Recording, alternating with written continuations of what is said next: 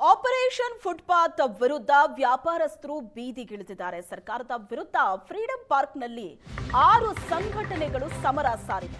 GBA ಕಾರ್ಯಾಚರಣೆ ಖಂಡಿಸಿ freedom ಪಾರ್ಕ್ನಲ್ಲಿ ನಡೀತಾ ಇರುವಂತಹ ಪ್ರೊಟೆಸ್ಟ್. ಜಿಬಿಎ ಅಧಿಕಾರಿಗಳ ವಿರುದ್ಧ ಧಿಕ್ಕಾರವನ್ನ ಕೂಗಿದ್ರು, ಆಕ್ರೋಶ ಹೊರಹಾಕಿದ್ರು. ಬೀದಿ ವ್ಯಾಪಾರ ನಮ್ಮ ಹಕ್ಕು ಅಂತ ವ್ಯಾಪಾರಿಗಳು ಘೋಷಣೆ ಕೂಗಿದ್ದಾರೆ. ಬೀದಿ ವ್ಯಾಪಾರಿಗಳ ಎತ್ತಂಗಡಿ ನಿಲ್ಲಬೇಕು ಅಂತ ಆಗ್ರಹಿಸಿದ್ರು. ಬಡವರಿಗೆ ವ್ಯಾಪಾರ ಮಾಡೋದಕ್ಕೆ ಸ್ವಂತ ಜಾಗ ಎಲ್ಲಿದೆ? ಫುಟ್ಪಾತ್ ತೆರವು ಮಾಡಿಸಿ ಬೇರೆ ಜಾಗ ಕೊಟ್ಟಿಲ್ಲ. ಸರ್ಕಾರದ ವಿರುದ್ಧ ಘೋಷಣೆ ಕೂಗಿ ಪ್ರತಿಭಟನಾಕಾರರು ಆಕ್ರೋಶವನ್ನ ವ್ಯಕ್ತಪಡಿಸಿದ್ರು. ಫ್ರೀಡಂ ಪಾರ್ಕ್ನಲ್ಲಿ ನಡೆದಂತ ಪ್ರತಿಭಟನೆ ಇದು. ಸರ್ಕಾರದ ವಿರುದ್ಧ ಬೀದಿ ಬದಿ ವ್ಯಾಪಾರಸ್ಥರು ಸಿಡಿದೆದ್ದಿದ್ದಾರೆ. ಬೆಂಗಳೂರಿನಾದ್ಯಂತ ಫುಟ್ಪಾತ್ ತೆರವು ಕಾರ್ಯಾಚರಣೆ ನಿರಂತರವಾಗಿ ನಡೀತಾ ಇದೆ. ಫುಟ್ಪಾತ್ಗಳಲ್ಲಿ ಅಂಗಡಿಗಳನ್ನ ಇಟ್ಕೊಂಡು ವ್ಯಾಪಾರ ಮಾಡ್ತಾ ಇದ್ದವರಿಗೆ ಜಿಬಿಎ ಶಾಕ್ ಕೊಟ್ಟಿದೆ. ಈ ಫುಟ್ಪಾತ್ ಅನ್ನ ಆಕ್ಯುಪೈ ಮಾಡ್ಕೊಳ್ಳೋದ್ರಿಂದಲೇ ರಸ್ತೆಗಳಲ್ಲಿ ಅಪಘಾತ ಜಾಸ್ತಿ ಆಗ್ತಾ ಇದೆ. ಯಾಕಂದ್ರೆ ಜನಸಾಮಾನ್ಯರು ಓಡಾಡೋದಕ್ಕೆ ಇರೋದೇ ಫುಟ್ಪಾತ್. ಬೆಂಗಳೂರಿನ ರಸ್ತೆಗಳಂತೂ ಟ್ರಾಫಿಕ್ ಜಾಮ್ನ ಕಿರಿಕಿರಿ ಸಿಕ್ಕಾಪಟ್ಟೆ ಇದೆ. ವಾಹನಗಳಿಂದ ತುಂಬ ಹೋಗಿರುತ್ತೆ ಬೆಂಗಳೂರಿನ ರಸ್ತೆ. ಫುಟ್ಪಾತು ಕೂಡ ವ್ಯಾಪಾರಿಗಳು ಆಕ್ರಮಿಸಿಕೊಂಡು ಬಿಟ್ರೆ ಜನಸಾಮಾನ್ಯರು ಓಡಾಡೋದಲ್ಲಿ ರಸ್ತೆಗಳಿದ್ದಾರೆ. ಆಗ ಬಹಳಷ್ಟು ಅಪಘಾತಗಳಾಗಿದೆ. ಇದನ್ನ ತಪ್ಪಿಸೋದಕ್ಕೆ ಅಂತ ಫುಟ್ಪಾತ್ ತೆರವು ಕಾರ್ಯಾಚರಣೆ ನಡೀತಾ ಇದೆ. ಆದ್ರೆ ಬೀದಿ ಬದಿ ವ್ಯಾಪಾರಿಗಳು ಬೀದಿಗಿಳಿದಿದ್ದಾರೆ.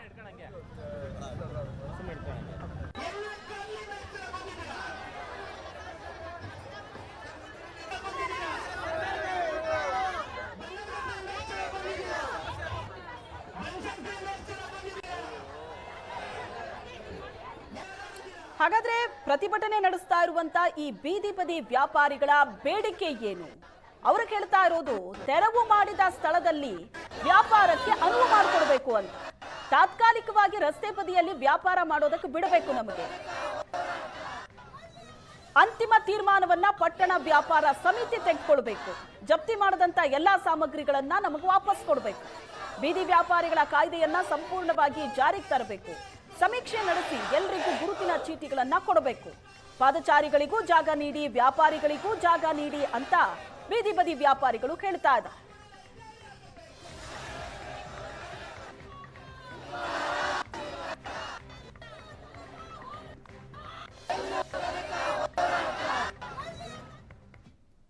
ಒಬ್ಬರಿಗೂ ಬೀದಿ ವ್ಯಾಪಾರಿ ಹೊಟ್ಟೆ ಮೇಲೆ ಹೊಡಿತಾರೆ. ಯಾಕೆ ಬೀದಿ ವ್ಯಾಪಾರಿಗಳಿಗೆ, ಪಾದಚಾರಿಗಳಿಗೆ ನಾವು ಸಪೋರ್ಟ್ ಹಾಕಿ ದಾರಿ ಮಾಡ್ಕೊಡ್ತೀವಿ. ಯಾಕೆ ದಾರಿ ಇರೋ ಕಡೆ ನಮಗೂ ಸ್ವಲ್ಪ ಅನುಕೂಲವಾಗಿ ಜಾಗ ಮಾಡಿಕೊಡ್ಬೇಕು. ಪೂರ್ತಿಯಾಗಿ ಬೀದಿ ವ್ಯಾಪಾರಿಗಳನ್ನ ಯಾಕೆ ಅನ್ಯಾಯ ಮಾಡಬೇಕು? ಪ್ರತಿಯೊಬ್ಬರಿಗೂ ನ್ಯಾಯ ದೊರಕಿಸ್ಕೊಡ್ಬೇಕು. ಸರ್ವೆ ಮಾಡಬೇಕು. ಪ್ರತಿಯೊಬ್ಬರಿಗೂ ID ಕಾರ್ಡ್ ಕೊಡಬೇಕು. ವ್ಯಾಪಾರ ಆಗೋ ಸ್ಥಳದಲ್ಲಿ ಜಾಗ ಕೊಡಬೇಕು. ಎಲ್ಲ ಮೂಲೆಯಲ್ಲಿ ಜಾಗ ಕೊಟ್ಬಿಟ್ರೆ ನಾವೇನು ಸಂಪಾದನೆ ಮಾಡೋದು? ನಮ್ಮ ಮಕ್ಕಳು ಮರಿನ ಏನಂತ ಓದಿಸೋದು ಹೇಳಿ ನೀವು? ಫುಟ್ಪಾತ್ ಏಕಾಏಕಿ ತೆರವುಗೊಳಿಸೋದು ಒಂದೇ ಕಾರಣ ಇವ್ರದ್ದು. ಮಕ್ಕಳು ಮರಿ ವಯಸ್ಸಾದವರು ಹಣ್ಣು ಹಂಪ್ಲ ಇಟ್ಕೊಂಡು ಎಲ್ಲ ಮಾಡ್ತಾರೆ ಜೀವನ. ಇವತ್ತು ಅವ್ನು ಹಣ್ಣು ಹಂಪ್ಲ ಎಲ್ಲ ತೆಗೆದ್ಬಿಟ್ಟು ಫುಟ್ಪಾತಲ್ಲಿ ಬಿಸಾಕಿದ್ರೆ ಅವ್ರ ಜೀವನ ಹೆಂಗೆ ಕಟ್ಟೋದು?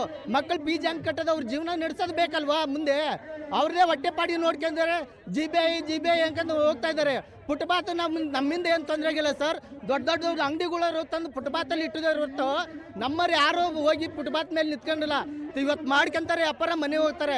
ಅದು 50-100 ರೂಪಾಯಿದಲ್ಲಿ ಯಾವ ಜೀವನ ಮಾಡಿ ಸಾಗಿಸ್ತಾ ಇದ್ದಾರೆ. ಇವರು ಅದನ್ನ ಬಿಟ್ಬಿಟ್ಟು ನಮ್ಮನ್ನ ಎಲ್ಲ ಫುಟ್ಪಾತ್ ನೀವೇ ತರವು ಮಾಡಿ ನೀವೇ ಬಂದು ಅದನ್ನ ಫುಟ್ಪಾತಲ್ಲಿ ನಿಂತ್ಕೊಂಡಿದ್ರಿ ಅಂತ ಹೇಳ್ತಾ ಇದ್ದಾರೆ ಇವರು. ಪ್ರತಿಯೊಬ್ಬರಿಗೂ ಬೀದಿ ವ್ಯಾಪಾರಿ ಹೊಟ್ಟೆ ನಾವು ತರಕಾರಿ ವ್ಯಾಪಾರ ಮಾಡ್ತಾ ಇದ್ದೀವಿ. ಯಾವುದೋ ಟೀ ಕಾಫಿ ಫುಟ್ಪಾತ್ ಮೇಲೆ ಮಡಗಿದ್ದೀವಿ. ಎಲ್ಲ ಎತ್ತಿ ಗಾಡಿಯಲ್ಲಿ ಹಾಕ್ಬಿಟ್ರು. ಕೇಳಿದ್ರೆ ನಾವು ಮೇಲೆ ಅಧಿಕಾರಿಯಿಂದ ಬಂದ್ಬಿಟ್ರು. ನಾವು ಎತ್ತೇಬೇಕು ಅಂತ ಮಾತಾಡಿದ್ರೆ ಫೈನ್ ಹಾಕಿದ್ರು. ಒಬ್ಬೊಬ್ರಿಗೆ 12,000 ರೂಪಾಯಿ, 20,000 ರೂಪಾಯಿ, 30,000 ರೂಪಾಯಿ ಫೈನ್ ಹಾಕಿದ್ದಾರೆ. ನಾವು ಅದು ವ್ಯಾಪಾರ ಮಾಡೋದೇ 3,000, 2,000, 1,000 ಆದಲ್ಲಿ ನಾವು ಸಾಲ ಮಾಡಿ ವ್ಯಾಪಾರ ಮಾಡ್ತಾ ಇದ್ದೀವಿ. ಫೈನಾನ್ಸಲ್ಲಿ ವ್ಯಾಪಾರ ಮಾಡ್ತಾ ಇದ್ದೀವಿ.